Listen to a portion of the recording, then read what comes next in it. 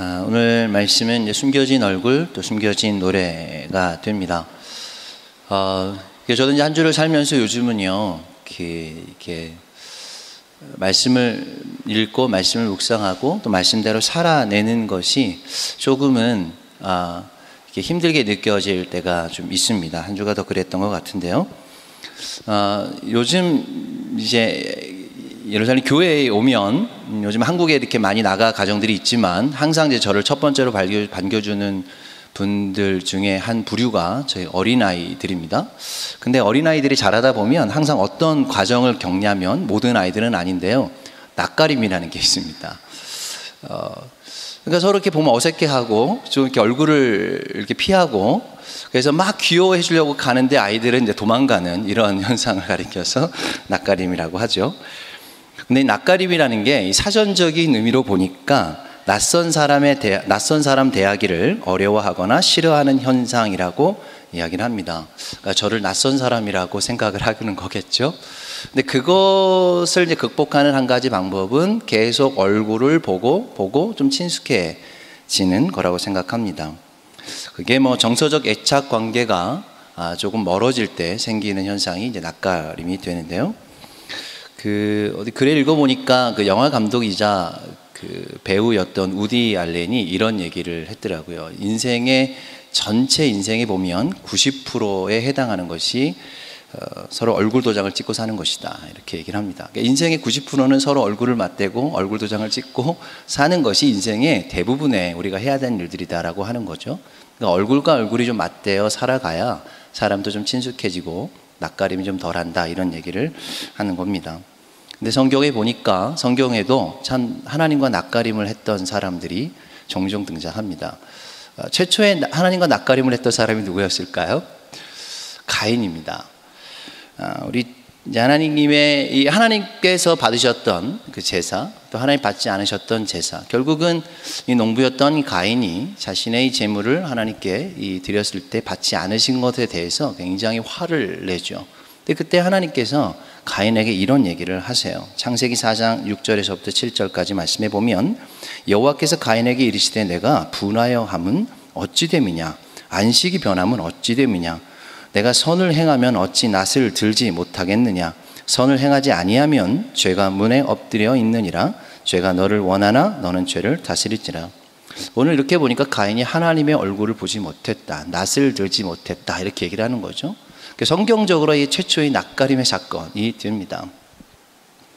근데 결국은 이제 이 분노로 인해서 이제 동생이었던 아벨을 죽이게 되죠. 아마도 하나님께 낯을 들지 못하고 동생에게, 자기가 농부였으니까 낯을 들어 죽이는 사건이 바로 이게 성경에 등장을 합니다. 결국은 그렇게 되므로 하나님 앞에 저주를 받고 세상에 이제 자기의 땅이 없이 이렇게 유리하면서 살아가는 자로 가인은 살게 되죠. 근데 그때 이제 가인이 하나님께 하소연을 하는 거예요. 하나님, 내가 이렇게 되면 하나님의 얼굴을 보지 못하는 자가 되지 않습니까? 그러면 결국은 모든 세상 사람들이 나를, 생명을 취하는 자가 있을 텐데 이것은 좀 억울합니다, 이렇게 얘기를 할 때 하나님은 그때 다시 한번 가인을 사랑하시고 가인에 대한 배려를 하시게 되죠. 그래서 이 창세기 4장 14절에 보면, 주께서 오늘 이 지면에서 나를 쫓아내시온즉 내가 주의 낯을 배웁지 못하리니 내가 땅에서 피하여 유리하는 자가 될지라 물은 나를 만나는 자와 나를 죽이겠나이다, 라고 지금 가인이 이야기를 하고 있다는 거죠. 근데 그때 그 뒷변에 보면 내가 너를 보호할 것이고 사람들이 너를 해하지 못하도록 하나님의 그 사랑과 하나님의 보호하심과 하나님의 긍휼을 다시 가인에게 그렇게 말씀하시게 됩니다. 그러니까 결국은 이 하나님의 낯가림보다 하나님의 얼굴에 숨기신 사건은 최초로 보면 하나님이 인간들을 향해서 낯가림을 시작하신 것이 아니라 인간들이 그의 죄를 통해서 하나님의 얼굴 보기를 두려워하고 그 얼굴 보기를 회피했던 사건. 그러나 하나님이 이 사건을 통해서 인간들을 심판하시고 그것에 대한 책망을 하시는 것 이면에 그들을 어떻게 하나님 얼굴 없이 살아갈 수밖에 없는 그 사람들을 어떻게 보호할 것인가를 또 하나님은 말씀하고 있는 이 사건이 오늘 최초의 낯가림 사건에서 등장하게 됩니다. 이게 사실 오늘의 결론인데요.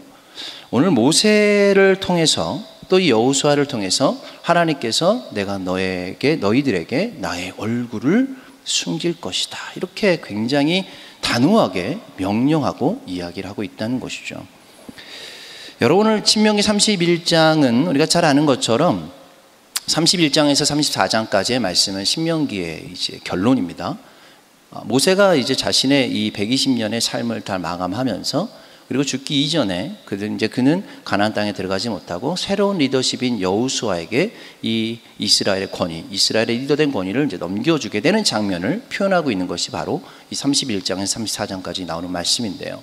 그때 하나님께서 31장 말씀을 시작하시면서 너가 이제 나의 일을 성실하게 잘 감당했고 이제 새로운 리더 가운데 내가 기름 부을 것이다. 그런데 그 어찌 보면 대관식 같은 이 거룩한 이양들이 일어나고 있는 이 장면에 하나님께서 축복의 말씀을 하신 것이 아니라 굉장히 단호하게 앞으로 너희가 가나안 땅에 들어가서 너희의 악행들을 하게 될 것인데 그때 내가 나의 얼굴을 너희 가운데 숨길 것이다 라고 지금 이야기를 하고 있다는 것이죠. 여러분, 어거스틴이 자신의 그 저서에서 하나님의 얼굴에 대해서 이렇게 기록을 했습니다. 만약 하나님께서 나에게 이렇게 얘기를 하시는 거죠. 너가 세상의 모든 복을 내가 너에게 주고 돈과 명예와 자유와 지식을 내가 너에게 다 줄 것이다. 그리고 너가 죄를 짓지 않게도 할 것이고 영원한 생명도 내가 너에게 줄 것이다. 그런데 만약 너가 하나님의 얼굴을 단 한 가지 하나님의 얼굴을 보지 못한다고 한다면 너희가 이것을 가져가겠느냐라고 지금 이야기를 했다는 거죠. 여러분 어떠십니까? 지금 이 앞에 이야기하는 수많은 하나님의 복과 같은 이것들이 하나님의 얼굴을 대면하지 못하는 것과 바꿀 수 있는 것입니까? 여러분, 이것에 대한 유혹을 가장 먼저 유혹에 넘어갔던 사람들이 아담과 하와잖아요. 생명나무, 그 선악과를 먹으면 뭔가 눈이 밝아질 것 같고 영원한 삶을 살아갈 것 같은데 결과적으로 여러분, 하나님 앞에서 하나님과 동행하는 의인이 될 것인가? 영원히 죽지 않는 죄인이 될 것인가? 여러분, 이게 더 큰 문제 아닙니까? 영원히 죽지 않는 죄인으로 사는 것. 결국은 그것을 통해서 우리 안에 원죄가, 죄가 들어오게 되므로 우리는 죄성을 가지고 살아갈 수밖에 없게 되었습니다. 그러다 보니까 여러분, 구약 성경에서 보면 하나님의 얼굴을 대면한다는 것, 하나님의 얼굴을 본다는 것은 굉장히 두려움에 대한 이야기를 하고 있습니다. 우리는 항상 하나님의 얼굴을 구하고 하나님의 얼굴 저에게 피하지 마십시오. 하나님, 제가 얼굴을 보기를 소망합니다 라고 고백하고 있지만 구약 성경에 나오는 대부분의 인물들이 하나님의 얼굴을 구한다는 것은 이거는 단순한 그냥 기도의 고백과 생명을 거는 문제였다는 것이죠. 여러분, 출애굽기 33장 20절에서 23절에 보면 또 이르시되 내가 내 얼굴을 보지 못하리니 나를 보고 살 자가 없음이니라. 손을 거두르니 내가 내 등을 볼 것이요 얼굴을 보지 못하리라. 지금 이스라엘 백성들이 출애굽을 해서 시내산에서 하나님의 말씀이 선포될 때 모세조차도, 그리고 모든 이스라엘 백성들이 내가 하나님을 직접 대면할 수가 없습니다. 왜냐하면 하나님의 얼굴을 보는 그 순간 내가 죽기 때문에, 그것을 감당할 수 있는 의인이 없기 때문에, 여전히 나 안에 죄가 있기 때문에 하나님의 얼굴을 보는 것은 사실은 기쁜 마음이 아니라 두려움과 그 떨림으로, 경외하는 마음으로 하나님을 대면할 수 없었다는 거죠. 여러분, 그래서 우리가 출애굽기에 창세기에 나오는 야곱이 이제 야복 강가에서 천사와 씨름을 하게 됩니다. 그러면서 얻었던 이름이 뭐냐면 이스라엘이라는 이름을 얻었잖아요. 근데 그곳에서 이스라엘이라는 이름을 얻은 것보다 더 하나님의 큰 은혜가 뭐였냐면 하나님과 대면했는데 죽지 않았다는 것이죠. 그래서 그 땅의 이름을 뭐라고 불렀을까요? 푸니엘이라고 부르잖아요. 여러분, 푸니엘이 무엇이죠? 푸니엘, 하나님의 얼굴이라고 하는 뜻을 갖고 있는 단어가 푸니엘입니다. 그러니까 저는 개인적으로 거기서 천사와 씨름해서 정말 한뼘뼈가 부러짐에도 얻었던 그 이스라엘의 이름이 더 값진 것 같지만 사실은 하나님을 대면했음에도 불구하고 이 야곱이 살아남았던 것, 이게 더 큰 하나님의 더 은혜였던 거죠.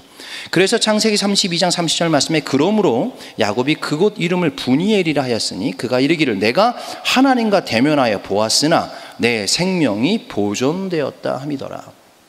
이것이 엄청난 이 야곱에게 있어서 반전이었습니다. 하나님의 얼굴을 대면했음에도 내가 죽지 않았던 것.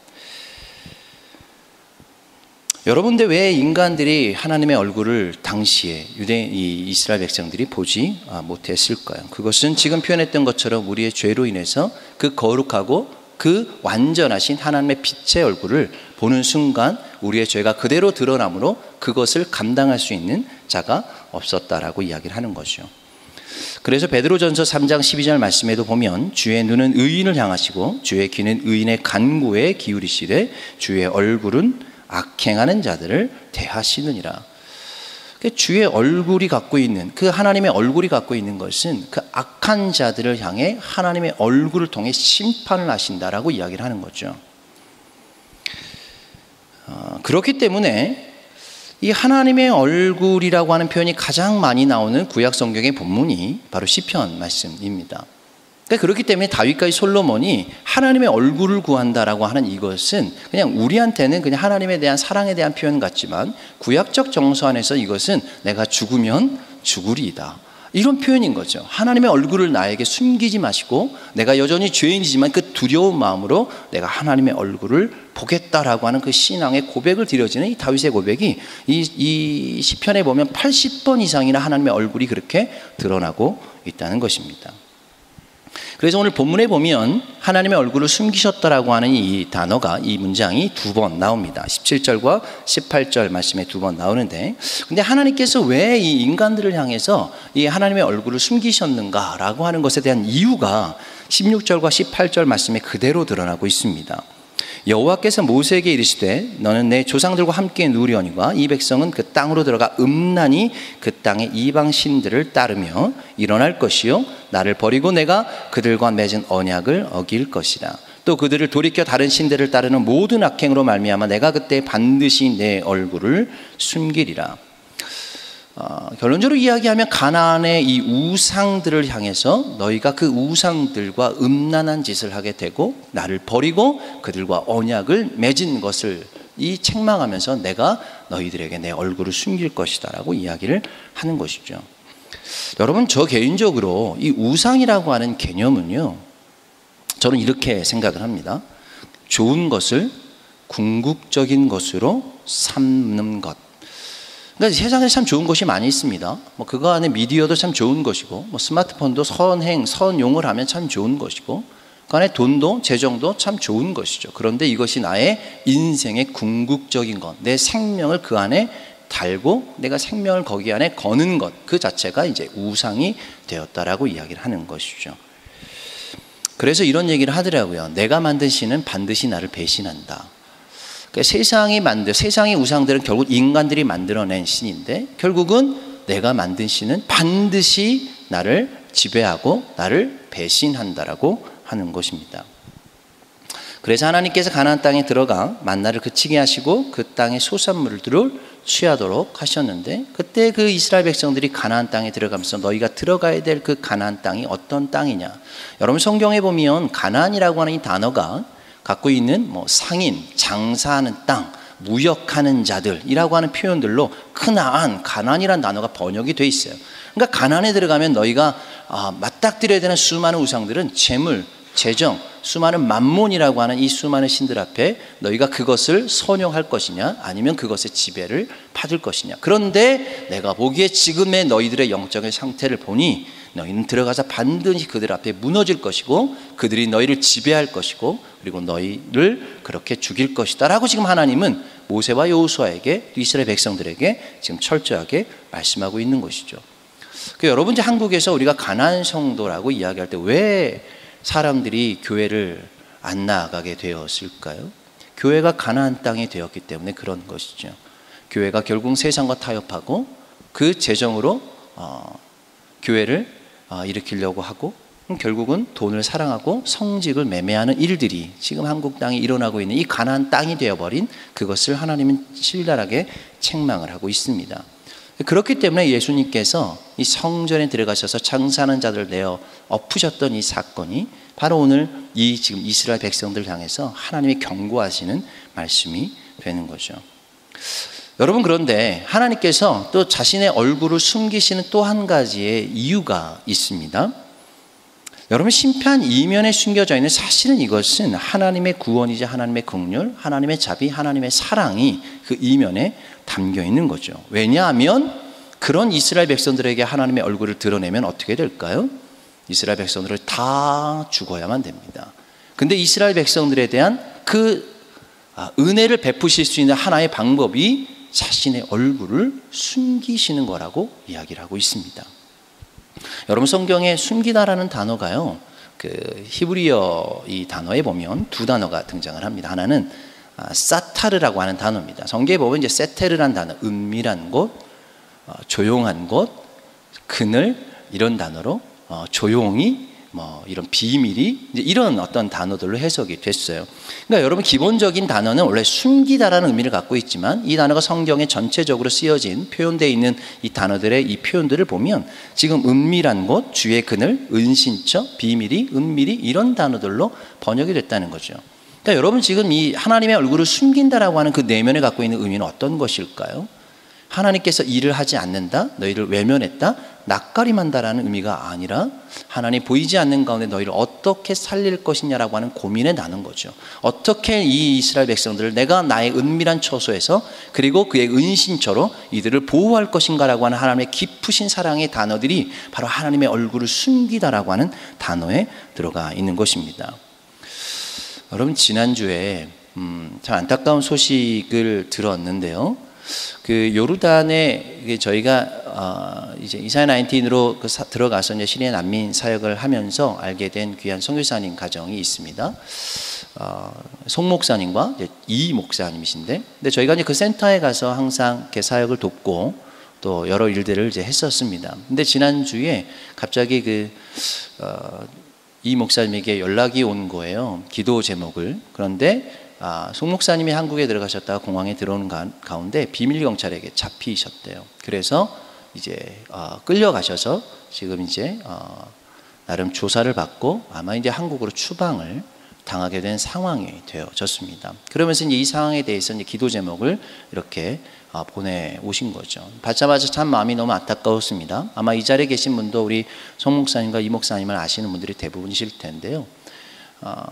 가끔은 그런 생각이 들어요. 하나님, 지금 이 일들이 지금 최근에 그 어떤 센터 사역을 통해서 참 많은 것들이 공급이 되고 막 대놓고 복음을 전하진 않지만 은밀한 가운데 하나님의 그 은혜들이 그 지금 남미들 가운데 들어가는 것을 볼 때마다, 들릴 때마다 듣고 있었던 거죠. 근데 하나님, 왜 이 상황에서 하나님의 얼굴을 숨기십니까? 여기에서 왜 하나님이 역사하지 않으십니까? 왜 그들을 보호하지 않으십니까? 하나님, 뭔가 일이 지금 되려고 할 때 왜 하나님 이런 일들이 우리 안에 일어납니까? 라고 지금 생각이 드는 거죠. 우리는 지금 이 상황에서 하나님의 그 깊으신 마음을 이해할 수는 없습니다. 또 한 가지는 이 목사님도 그 일들을 같이 돕고 계셨기 때문에 또 그 가정도 하나님 앞에 보호해 달라고 기도하는 간구들을 한동안 했습니다. 여러분, 하나님의 일들은 그런 것 같아요. 하나님이 어느 날 우리 안에 침묵하실 때, 하나님의 얼굴을 숨기셨다고 생각할 때, 그러나 그 안에 보이지 않는 하나님의 은밀한 가운데 우리를 보호하시고 또 하나님의 그 역사를 새로운 일들로, 새로운 길들로 열어가시는 것을 우리가 구할 수밖에 없다는 거죠. 여러분, 그 성경에 보면 하나님의 그 얼굴을 숨기다라고 하는 그 숨긴다라는 단어가 또 다른 한 단어가 있는데 알람이라고 하는 단어예요. 여러분, 근데 알람에서 나온 우리가 잘 알고 있는 성경의 단어가 올람이라고 하는 단어입니다. 올람이 뭐냐면 영원하신 하나님, 영원하다는 단어가 바로 알람이라는 단어에서 왔어요. 왜 숨겨지다는 단어와 영원하다는 단어가 같은 어근을 갖고 있을까요? 저는 그렇습니다. 영원한 것은 숨겨져 있습니다. 영원한 것은 세상에 드러나고 분명하게 세상에 보여지는 것이 아니라 그 숨어있는 곳 가운데 영원한 것이 그렇게 은밀하게 남아있는 것이죠. 그래서 저는 개인적으로 믿음이라고 하는 것은 그 올람이신 영원하신 주님을 희미하고 세속적인 세상에 살아가는 우리가 그 숨겨진 알람인 그 숨겨진 진리를 발견하는 것이 바로 우리의 믿음이라고 저는 생각합니다. 그래서 우리 안에 그 숨겨져 있는 하나님의 얼굴과 하나님의 모든 그 진리들이 비록 우리 눈안에 보이지 않는다 할지라도 그 숨겨진 것을 우리가 그 드러내고 감추어진 것을 우리가 고백하고 우리가 경험하고 살아가는 것이 우리의 믿음의 가장 중요한 고백이 되는 것이죠. 여러분을 마지막으로 바로 이제 이렇게 하나님께서 이스라엘 백성들에게 너희가 앞으로 가나안 땅에 들어가서 경험해야 되는 것, 그리고 가나안 땅에서 내가 너희를 향해서 사실은 심판으로 내 얼굴을 숨기실 것이고, 그리고 그 내면에 하나님께 너희를 어떻게 보호하실 것인가라고 하는 하나님의 그 긍휼과 사랑을 보여주고 있는 그 가운데 마지막으로 이 이스라엘 백성들에게 명령하고 있는 한 이 행동이 뭐냐면 오늘 19절 말씀에 이야기를 합니다. 그러므로 이제 너희는 이 노래를 써서 이스라엘 자손들에게 가르쳐 그들의 입으로 부르게 하여 이 노래로 나를 위하여 이스라엘 자손들에게 증거가 되게 하라. 한 가지의 방법을 줬습니다.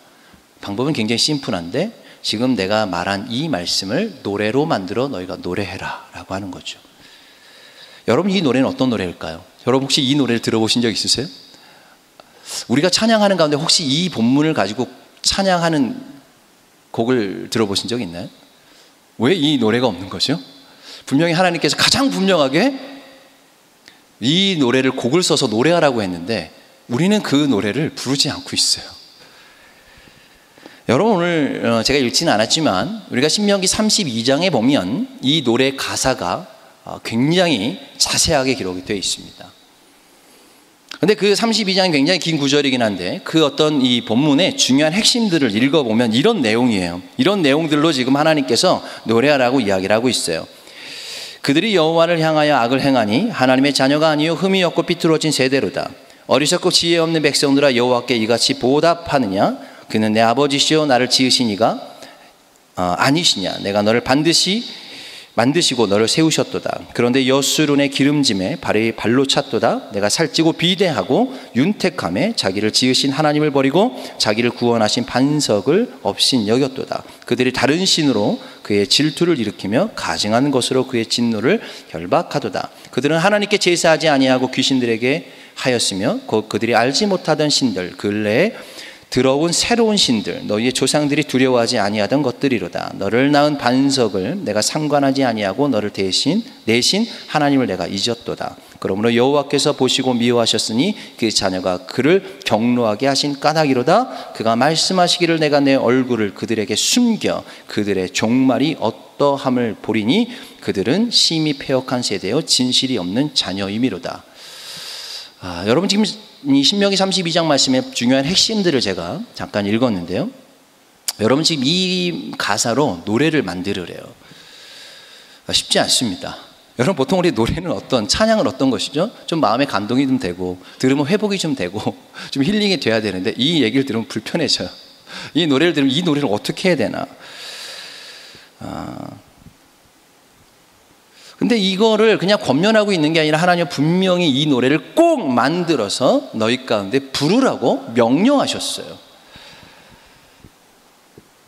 왜 이런 찬양을 부르지 않고 있을까요? 이스라엘 백성들, 지금 우리도 왜 이 찬양을 부르지 않고 있을까요? 사람들이 좋아하는 내용이 아니기 때문에 그렇습니다.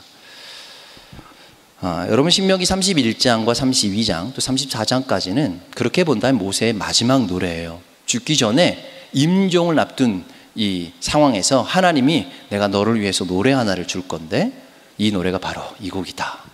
여러분, 여호수아가 새롭게 리더십을 받아서 첫 번째 노래예요. 너가 앞으로 사역을 시작할 것인데 사역을 위해서 막 격려하고 축복하는 축복성이 아니라 저주와 심판의 노래를 부르라고 하고 있는 것이죠. 여러분, 지금 성경에 보면 가나안 땅에 들어가서 조심하라라고 하는 것들이 정확히 보면 사실 가나안의 신들이 아닙니다. 누구를 지금 책망하고 있냐면 가나안의 신들이나 가나안의 거민들을 이야기하는 것이 아니라 이스라엘 백성들을 지금 책망하고 있는 거예요. 여러분, 지금 오늘 이 성경에 나오는 이스라엘 백성들의 공통점이 하나 있는데 모세도 그렇고 여호수아도 그렇고 모든 이스라엘 백성들의 공통점이 하나가 뭐냐면 모태신앙입니다. 저도 모태신앙인데요. 여러분, 이스라엘 백성들이 하나님께서 패역한 세대들은 광야에서 다 심판하셨어요. 그리고 난 다음에 애굽에서 광야에서 홍해에서 하나님의 역사를 경험한 세대들이 지금 그 40년의 시간들이 흘러서 지금 가나안 땅에 들어가기 바로 일보 직전에 오늘 말씀이 지금 선포되고 있다는 거죠. 여러분, 지금 여기에 있는 이스라엘 백성들은 다 어떤 사람들이고 이미 하나님의 역사를 깨닫고 그 아버지 세대 때부터 그 또 아버지 세대 때부터 하나님의 그 믿음과 신앙을 물려받은 이 모태신앙들이라는 거죠. 그러니까 오늘 지금 예수님, 하나님을 믿지 않는 세대들에게 지금 이 말씀을 선포하고 있는 것이 아니라 너무나도 하나님을 잘 알고 있고 하나님 앞에서 모태신앙이라고 하는 그 사람들, 하나님 알고 있다라고 하는 그 사람들에게 오늘 하나님께서 이 찬양, 이 노래를 나의 노래로, 너의 노래로 불러야 된다라고 말씀을 하고 있는 거죠. 여러분, 모태신앙인들에게 가장 좋은 신앙적 훈련이 뭘까요? 저는 저를 생각해 보니까 제가 어릴 때부터 어릴 때 찬양들은 되게 좀 심플하잖아요. 그리고 성경의 그 가사, 성경의 딱 그 성경 구절을 갖고 그냥 찬양을 지었던 곡들이 참 많아요. 그러니까 지금 들어보면 제가 되게 심플하지만, 근데 그것이 지금도 남아있는데 그 머릿속에, 내 마음속에 그냥 그 찬양이 되면 자연스럽게 나오는 찬양들이 있어요. 그것이 찬양의 힘인 것이죠. 오늘 지금 굉장히 긴 이 노래의 가사를 지금 하나님께서 말씀하셨지만, 그것을 너희가 외워서 그렇게 낭독해라라고 이야기를 하지 않고 노래로 만들으라는 거죠. 그 이유는 찬양이 갖고 있는, 멜로디가 주는 강력한 힘이 있다는 거죠. 그래서 너희가 언제든 들어갔을 때 그런 너희의 패역함 앞에서 이 노래로 너희를 다시 한번 돌이켜라라고 하는 것, 이것은 하루아침에 되는 것이 아닙니다. 바로 그 모태에서부터, 어릴 때부터 훈련되어져야 가능한 일들인 것 같아요. 그러니까 저희도 뭐 다른 가정도 참 비슷하지만, 저희도 어릴 때부터 우리 아이들한테 뭐 찬양을 굉장히 많이 들려주고 찬양도 많이 해보고, 지금도 여전히 저희 차만 타면 애들이 막 난리가 납니다. 뒤에서 얼마나 시끄럽게 자기네들끼리 노래를 부르고. 근데 요즘은 한참 우리 은우가 랩에 빠져가지고 랩을 하기 시작합니다. 근데 제가 생각해 보니까, 여러분 오늘 지금 이 신명기 32장 말씀을 쭉 읽었을 때 여러분 이것을 노래로 만들었다면 어떤 장르가 가장 어울릴까요? 랩이에요. 힙합이더라고요. 신명기 32장 말씀에 가장 어울리는 음악적 장르는요, 힙합이에요. 랩밖에 없어요. 이게 이 가사들이 다 그렇게 돼 있어요. 그런 이 맥락으로 다 잘려져 있습니다. 여러분, 힙합이나 랩이 갖고 있는 음악적 성향이 무엇일까요? 사회적 저항, 풍자, 자유분방함, 그리고 거칠고 굉장히 듣기 불편하지만 전곡을 찌르는 사회적 비판적인 내용, 계몽적인 내용을 갖고 있는 게 랩이잖아요. 그러니까 굉장히 건들건들 거리면서 사회를 비판하고 또 나 스스로를 비판하는 그런 가사들이 이 랩에 많이 있다는 거죠. 여러분 상상해 보십시오. 120세가 된, 노인이 된 모세가 랩을 하고 있는 거죠. 하나님 앞에서, 이스라엘 백성 앞에서. 요즘 우리 아이들이 하는 랩이 하나 있습니다. 차만 타면 조금만 이렇게 뭐 조금 어디 가다 보면 랩을 하기 시작하는데, 그 랩을 제가 한번 해볼게요. 제목은 나느냐 예수쟁이라는, 아는 분도 있을 텐데, 갑자기 하려니까 좀 이상하네요. 은우가 한번 좀 해주면 좋을 것 같은데. 이런 가사예요. 나느냐 예수쟁이, 사람들이 내게 손가락질해도 상관없어, 나는 신경 안 써, 그것이 바로 내 정체성, 이거예요. 이게 원래 있는 곡입니다. 있는 곡이에요. 근데 요즘에 이제 우리 애들이 계속 이거를 차만 타면 나느냐 예수쟁이, 사람들이 내게 손가락질해도 상관없어, 나는 신경 안 써, 그것이 바로 내 정체성. 그러다가 이제 말이 이제 막히면 은우가 하는 게 뭐냐면, 이제 자기 버전으로 로딩 중 이렇게 생각하고 있다는 거죠. 생각하고 있다고 얘기하는 건데, 여러분 오늘, 그런데 결론적으로 가나안 땅에 들어간 이스라엘 백성들은 하나님의 말씀하신 대로 다른 신을 섬기며 악행을 하며 영적인 음란을 저지르게 되고, 그리고 내가 어디로 가야 될지 모르고 결국은 비틀거리며 방황하는 백성들의 모습을 가리켜서, 이것을 영어로 뭐라고 할까요?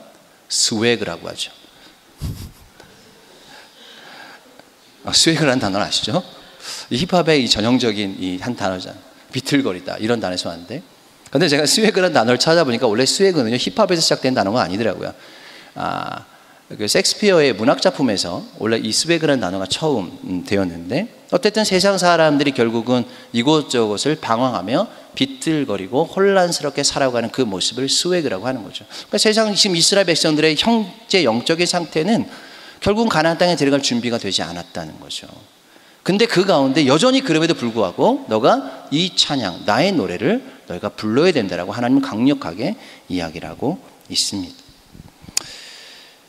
여러분 이사야 54장 8절 말씀에 보면, 내가 넘치는 진노로 내 얼굴을 내게서 잠시 가리웠으나 영원한 자비로 너를 긍휼히 여기리라, 내 구속자 여호와께서 말씀하셨느니라.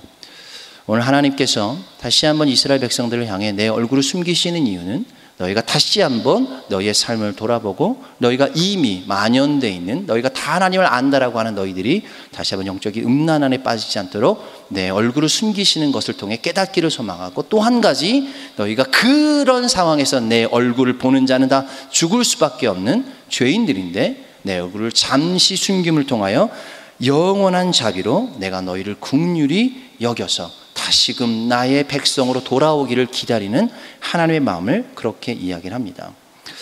여러분, 그 랩을 할 때 보니까 제일 랩에서의 음악이 따로 없잖아요. 비트예요. 비트는 저한테는 심장 소리더라고요. 쿵쿵거리는 심장 소리죠. 여러분, 숨어 있을 때 가장 잘 들리는 소리가 무슨 소리일까요? 내 자신의 심장 소리입니다. 어디 숨어 있어 보신 적 있으세요? 어릴 때 이렇게 장롱이나 이런 데 엄마 몰래 숨어 있다 보면 조용히 침묵하면 점점 크게 들려오는 소리인데 심장 소리가 들리게 됩니다. 여러분, 하나님의 그 침묵 가운데, 하나님의 그 얼굴에 숨기시는 사건 가운데 듣기를 원하시는 그 하나님의 그 강력한 심장 소리를 듣는 그 순간이 바로 하나님의 얼굴을 숨기시는 그때가 되었습니다.